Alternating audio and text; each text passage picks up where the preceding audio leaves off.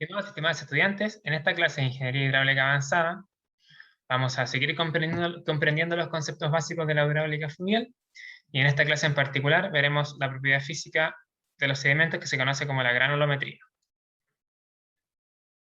Entonces, tenemos los sedimentos que se dividen en dos grandes grupos.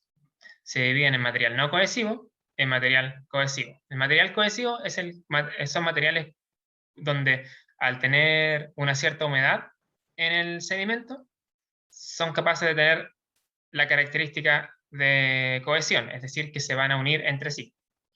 En cambio, en el material no cohesivo, el sedimento no tiene esa característica cuando se encuentra húmedo. Por ejemplo, si tuviéramos dos piedras en nuestra mano, por mucho que las mojemos, no se van a unir. En el material no cohesivo, también se subclasifica en piedras, bloques, grava y arena. Y en el material cohesivo consiste en limo y arcillas. Cada uno de estos materiales se clasifica según el tamaño característico de la partícula. Esta es la característica más importante de la partícula del sedimento. Aquí podemos ver en esta tabla cómo, dependiendo del rango de la partícula, se va a clasificar en distintos tipos de materiales. Podemos ver que la arcilla es para materiales muy finos, donde el tamaño característico es menor a 0,002 milímetros, siendo que podemos tener grava gruesa, por ejemplo, acá, que va a ser mayor a 16 milímetros. ¿Cómo obtenemos este tamaño característico? Esto se obtiene al pasar una muestra de sedimentos por distintas mallas o tamices que están estandarizados. ¿Qué quiere decir con que estén estandarizados? Que las aberturas de estos tamices son iguales en todos los ensayos que se realizan en el mundo. Podemos ver de que, por ejemplo, esta es una grava gruesa, que es capaz de pasar por este tamiz, pero quizás no es capaz de pasar por este. Y tenemos la arena, por ejemplo, en este caso tendríamos arena fina, que es capaz de pasar por este tamiz, pero quizás no por este, que es más delgado. Entonces, ¿cómo se obtiene la distribución del tamaño del sedimento? Se separa la muestra del sedimento y se hace pasar por la serie de tamices. Se comienza por el tamiz de mayor abertura hasta terminar con el de menor abertura.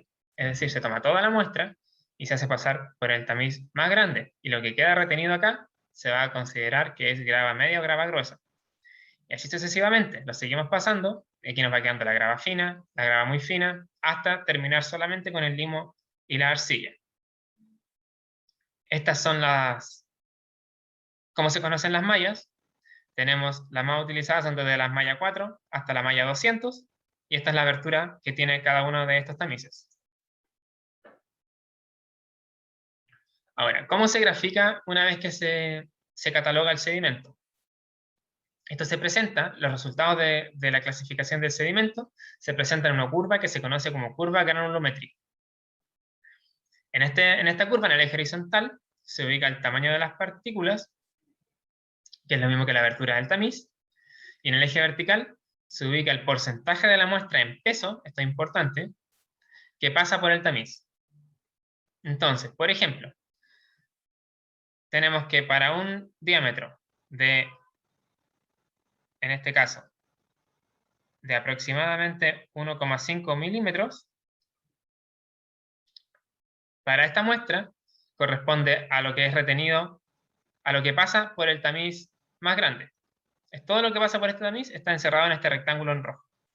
Entonces, esto correspondería en este caso a aproximadamente el 90% de la muestra en peso. Podemos ver, por ejemplo, que para la parte más fina de esta muestra, tenemos que para un diámetro de aproximadamente 0,06 milímetros, pasa, digamos, un 5%. Es decir, lo que hay ahí en este rectángulo azul es un 5% de la muestra en peso. Es decir, que lo que pesa esta muestra es un 5% con respecto a lo que pesa la muestra total. Otra cosa importante, que la vamos a mencionar en las clases siguientes, es que vamos a tener dos tipos de sedimentos. Tenemos el tipo de sedimento que se conoce como gasto sólido de fondo, es decir, este es el sedimento que es arrastrado por el lecho del río. Es decir, si este es el lecho del río, y aquí está el agua, que está siendo transportada en esta dirección, vamos a tener partículas que son arrastradas en el fondo. Esta curva corresponde a estas partículas. En cambio, también existen partículas que se encuentran suspendidas. Por así decirlo, no precisamente la palabra es disuelta, pero es imaginarse que las tuviéramos disueltas en el flujo. Son partículas que son tan finas que son capaces de ser transportadas en la parte, no solo en la parte inferior, sino que en todo el perfil vertical del río. Y estas partículas se conocen como partículas en suspensión. Vamos a mencionar esto más adelante cuando veamos fórmulas para calcular ambos tipos de transporte de sedimentos. Entonces, una variable de interés que se puede obtener a partir de esta curva es la muestra de sedimentos de sub i, que corresponde al i por ciento más fino que el total de la muestra. Por ejemplo, si quisiéramos obtener el valor de 20, que corresponde al 20% del porcentaje más fino del total de la muestra. Entonces, ¿cómo lo podríamos encontrar? Simplemente vamos a 20%, estamos acá, y lo igualamos con el gráfico. Entonces, lo igualamos con esta curva de gasto de fondo en el gráfico. Entonces, si nos preguntásemos cuál es la abertura que debería tener un tamiz tal que al pasar toda la muestra solo pase el 20%, la respuesta sería una abertura de 0,2 milímetros. ¿Para qué nos sirve esto? Si recordamos en las clases anteriores de la unidad 2, una de las ecuaciones que se utiliza para resolver el flujo uniforme en canales, ojo, canales, es la ecuación de Manning, donde el coeficiente n, nuestro coeficiente de Manning, tenía distintos valores. Por ejemplo, para hormigón, un valor típico es utilizar 0,013. Ahora, en el caso de tener un lecho natural, este valor n, que corresponde a la fricción, va a depender del material del canal. Entonces, para los ríos, el material del canal es el sedimento que se encuentra en el perímetro mojado. Por lo tanto, el valor de n va a depender de la distribución de los tamaños del sedimento. Es muy distinto que si yo tengo un río con un sedimento fino, o si tuviese un sedimento grueso, la rugosidad hidráulica que va a tener este canal va a ser distinta. Y eso se va a ver reflejado en un distinto valor del coeficiente de Manning. Entonces, existen fórmulas empíricas que nos permiten calcular el valor del coeficiente de Manning dependiendo del tipo de sedimento que tenemos. La más simple y aún utilizada es la fórmula de Stricker, que nos dice que el coeficiente de Manning es simplemente va a depender de la partícula D50. El tamaño D50, en este caso, se tiene que utilizar en metros. Hay otra formulación que es un poco más precisa, pero requiere conocer el radio hidráulico, que es la fórmula de Limerinos. En este caso, esta fórmula utiliza el D84, que se obtiene de la curva granulométrica que vimos en la diapositiva anterior. Entonces, con esto, una vez que tenemos caracterizado el sedimento, sabemos nuestro D50, sabemos nuestro D84, podemos reemplazarlo y con ello podemos utilizar la ecuación de Manning para calcular cuál sería el eje hidráulico o la altura de escurrimiento. Entonces, por ejemplo, ¿cómo se obtendría este coeficiente? Supongamos que tenemos este análisis granulométrico de un río al cual queremos calcular el coeficiente de Manning mediante la fórmula de Stricker.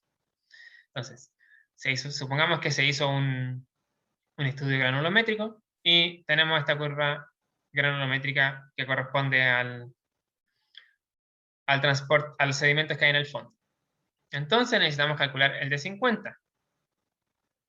El D50 se va a obtener simplemente buscando el punto que intersecta la curva en 50%. Entonces, para ello tenemos que interpolar entre los valores que conocemos, que es este y este, para encontrar el valor de acá. Recuerden que en el eje horizontal tenemos un eje logarítmico. Por lo tanto, tenemos que hacer una interpolación logarítmica en el eje horizontal, pero en el eje vertical no es logarítmica. Interpolamos entre los dos puntos que son conocidos, que son estos dos, de acá. Y al interpolar despejamos de 50 y nos da que vale 13.7 milímetros. Y al reemplazar la fórmula de Strickett, nos da que el coeficiente de Manning es 0,019. Y con ello podríamos utilizar Manning para obtener